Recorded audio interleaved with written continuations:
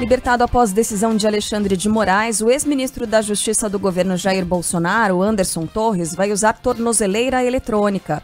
O ex-secretário da Segurança Pública do Distrito Federal estava preso desde o dia 14 de janeiro, acusado de omissão na invasão às sedes dos três poderes.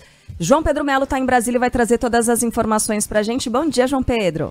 Oi, Carla, bom dia para você, pro Megali, pra Sheila, para todo mundo que está nos acompanhando. Anderson Torres, depois aí de muito tempo, está em casa, né? A gente, inclusive, acompanhou, né, essa saída dele ontem do 4º Batalhão do Guará, que fica mais ou menos 5 quilômetros aqui da área central de Brasília, e ida para onde ele mora, no Lago Sul, bem ao lado do aeroporto aqui de Brasília, né?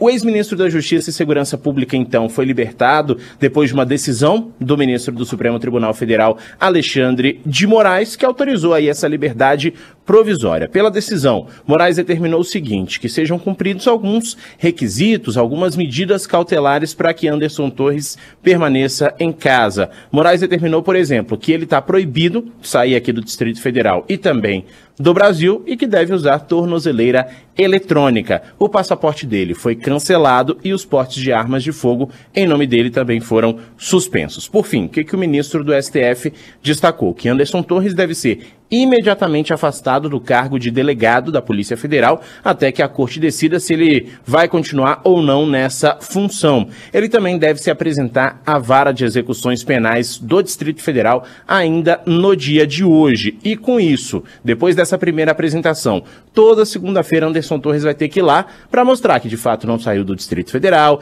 que não está fazendo nenhuma atividade ilegal e também que está utilizando a tornozeleira eletrônica. Então, a partir de agora, toda segunda-feira é dia de Anderson Torres visitar a Vara de Execuções Penais aqui do Distrito Federal. Ele também está proibido de usar qualquer perfil nas redes sociais ou utilizar serviços de internet e não pode se comunicar com os demais investigados nesse processo. Isso por qualquer meio, telefone, internet, redes sociais, não pode estar proibido. Caso descumpra essas ordens, o que vai ser determinado?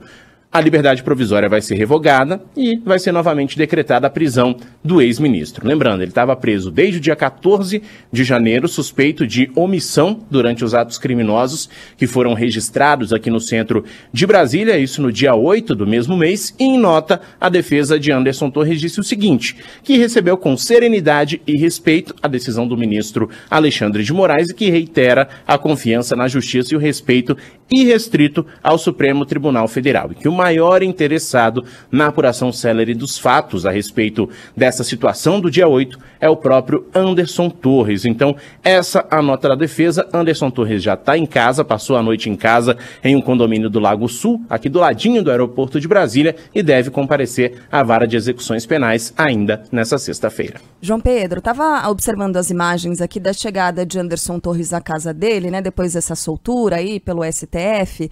E a gente acompanha só de relance ali, né, a passagem.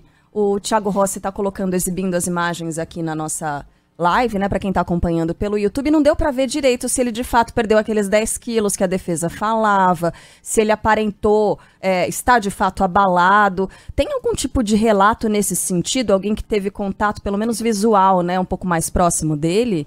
Olha, alguns colegas, né, que estiveram ontem lá na casa e também no momento que ele deixava o batalhão, disseram que de fato ele está um pouco mais magro, mas que não estava com semblante abatido, né? Isso foi o que disseram, né, alguns colegas que estavam lá naquele local. Mas com relação à questão de perda de peso, sim, isso aconteceu.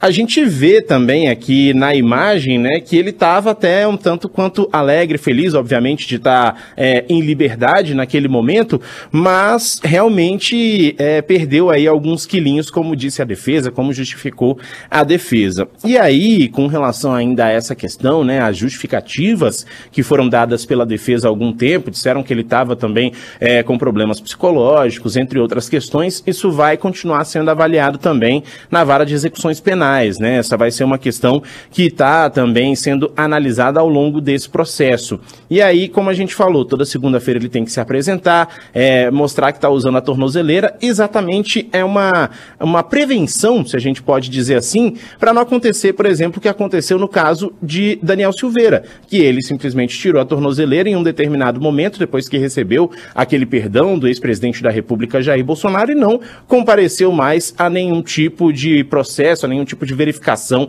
da justiça. Então, essa é uma medida cautelar, se a gente pode falar assim, para que Anderson Torres continue aí cumprindo o que foi de fato determinado pelo ministro Alexandre de Moraes. JP, rapidinho, o Alexandre de Moraes vinha sido bastante criticado, né, e pressionado por deputados da oposição por estar supostamente usando a prisão preventiva de Anderson Torres como uma espécie de tortura psicológica para que o ex-ministro fechasse um acordo de delação premiada. O próprio ministro afirmou que a soltura de Anderson Torres está relacionada a novas diligências feitas pela Polícia Federal, e é inevitável que a gente pense na situação do Mauro Cid, né, ex-ajudante de ordens do Bolsonaro, preso e que recentemente trocou de advogado, escolhendo um que é especialista em delações premiadas.